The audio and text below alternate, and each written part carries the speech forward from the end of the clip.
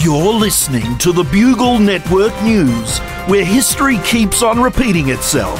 It has to because no one is listening. Hello and thanks for joining us. This is the Bugle Network News from buglecorp.com and I am Andrew Pegler. And coming up in today's bulletin, the CSIRO have declared that 63% of the ocean's floor is now in drought.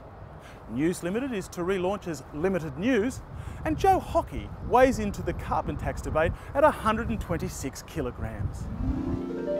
I'm singing in the rain, just singing in the rain. What a glorious feeling, I'm happy again. Clive Palmer has used a rather squashed press conference in the backseat of Eddie Maguire's Lexus to extend his war on Australia's left and other so-called pinko arse bandits. In an unusual move, Mr. Palmer is to sue the left wing of his private jet. The sun's in my heart and I'm ready for love. To police news now, and an investigation is underway at a Melbourne abattoir following a tragic accident that has resulted in the death of a cow. According to a police statement, at 11:45 a.m, a one-year-old bovine female accidentally walked into a stun gun mistakenly triggered by an abattoir employee.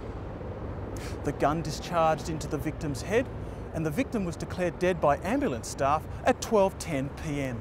The abattoir has released a statement for the family of the deceased, saying that while it regards this as a very tragic time for the family, it hopes that they can take some comfort from the fact that Sarah was a cow and it happened in an abattoir.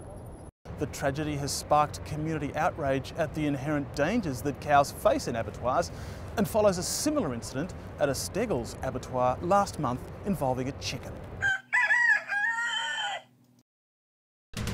You're listening to the Bugle Network News, where history keeps on repeating itself.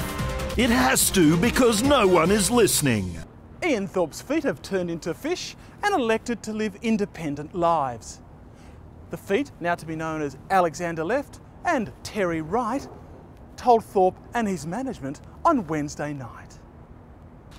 Shock jock Alan Jones is demanding a constitutional amendment to enshrine ruddy-faced shouting as a new national language. Squawking from a microphone, Mr. Jones claims that Australia was built on a silent majority of shouters and that their shouting will be heard above the shouting, bar the shouting. Mr. Jones is pressuring for Bob Catter to be Minister for Sharp Elbows, Barnaby Joyce to be the Minister for High Blood Pressure. He's also insisting that the Speaker become the shouter. He will also require Hansard to be recorded in capital letters and that all new Australians undergo an incomprehensible shouting test. That was the Bugle Network News, and I was Andrew Pegler. And for the latest, go to buglecorp.com. And dear listener, remember that love is always the answer, unless of course the question is, what's the capital of Brazil? Bugle Network News, where history keeps on repeating itself. It has to because no one is listening. Don't go changing.